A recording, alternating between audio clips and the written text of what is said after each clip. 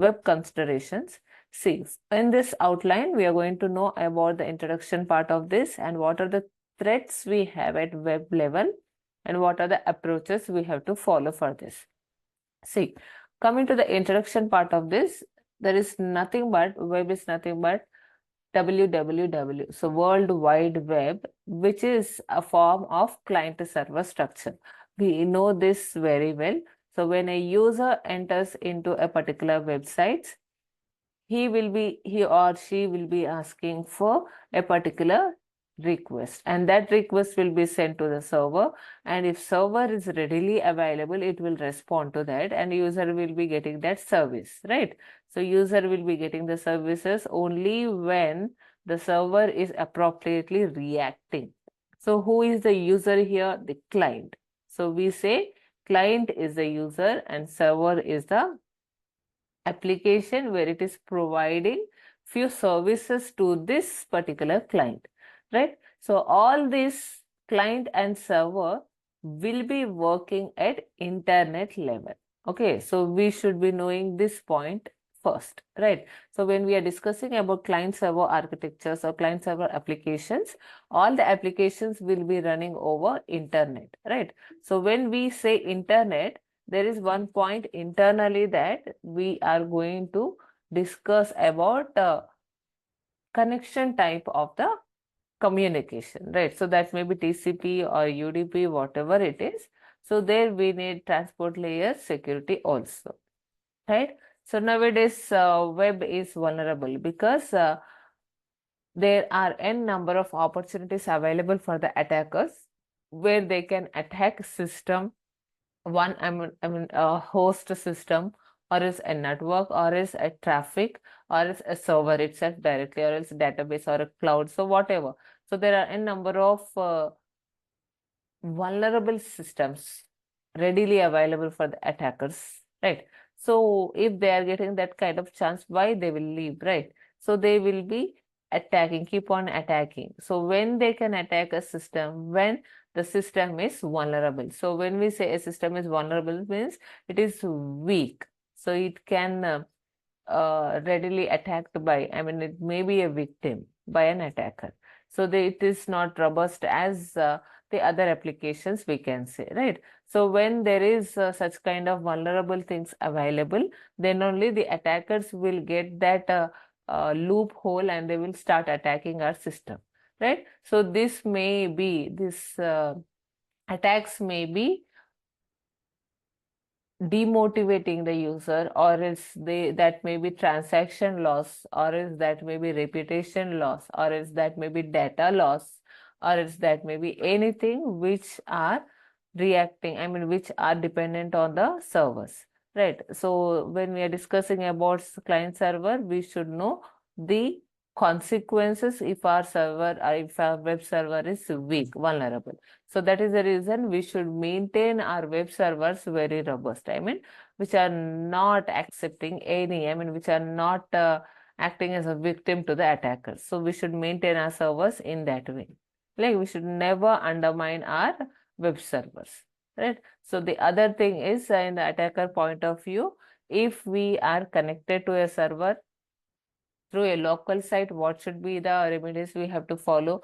To a remote server, what should be the remedies we have to follow? If it is a foreign server, what we have to do?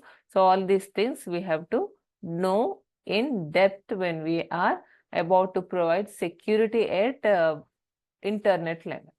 Got it? So before moving to that, we should know what are the threats we have first.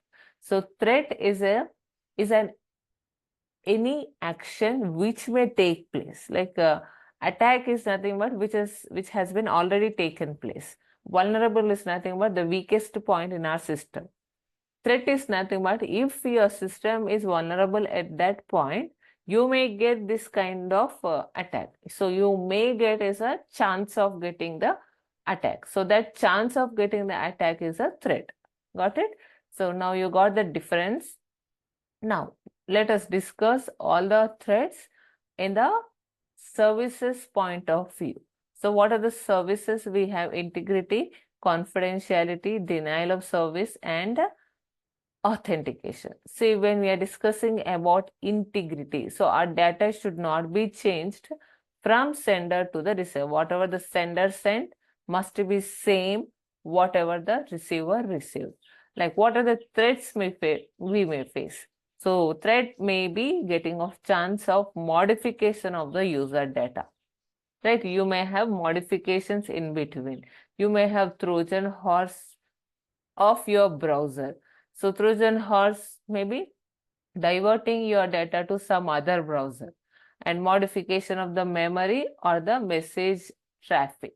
So traffic is nothing but we may change the IP addresses, kind of things, everything which is related to the network. Message of user data may be related to the data whatever we are sending. So these may be the chances of getting threats in the integrity service. So what may be the consequences if you keep on modifying the data?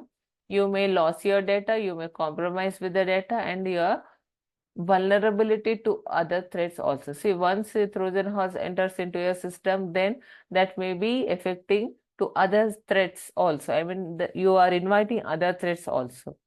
So for this, the only solution which we are going to have is a cryptographic checksums. So this checksums can be possible with the hash functions. Yes or no? So whatever the sender sent, receiver received must be seen. And in between the should be no action of modification. So your data must be encrypted properly. So this is the only thing as a countermeasure. Now, when we are discussing about confidentiality, you are discussing about the confidentiality of the data. So why we are maintaining confidentiality is no one should see our data except the sender and receiver. This is the confidentiality of the data. Now, what may be the chances of getting threats? Your data may be seen by someone else eavesdropping on the net. So your data may be theft, okay, from server or from client. So whatever. Next, you are giving a chance of giving your network configurations to others. Okay, and also client and server may be getting, I mean, you are giving a server to talk with some other clients. Okay, so the client may be not the proper one. Okay, I mean not authorized one. So you are giving a chance to meet attackers directly with the server. Right? So there is confidentiality lost means there is only one thing, that is we lost the privacy. So privacy in terms of information, we lost it. So what is the major countermeasure is nothing but we should encrypt the data properly. And when we are leaking our network configurations, we should be providing proxies whenever required. When we don't want our exact data to be revealed, just utilize the proxies. That's it. Okay.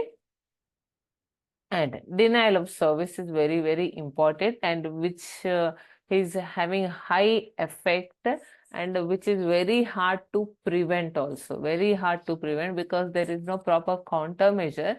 The only thing which we are having is a system security should be very strong. So we should not allow any other extra information to keep on attacking your system. Right? So what is denial of service is nothing but you are not providing services to the user. So in what ways you may kill the user threats? Okay. When I keep on requesting for so and so website, and if I'm unable to get that dashboard, so somebody has been killing, I mean, utilizing this denial of service attack. Okay. So flooding a machine, see bogus requests. So continuously, your n number of, I mean, your server, you may be getting n number of requests other than the exact user. So that is nothing but you are diverting the authorized users. Now, next one is your disk may be filled with some bogus data, I mean, unwanted data, which is not related to us at all. Next, isolating a targeted system, I mean the victim system from the DNS server, I mean from the server directly. Only that system will not get any kind of services from the server. So there are n number of options available to do such kind of denial of service, right?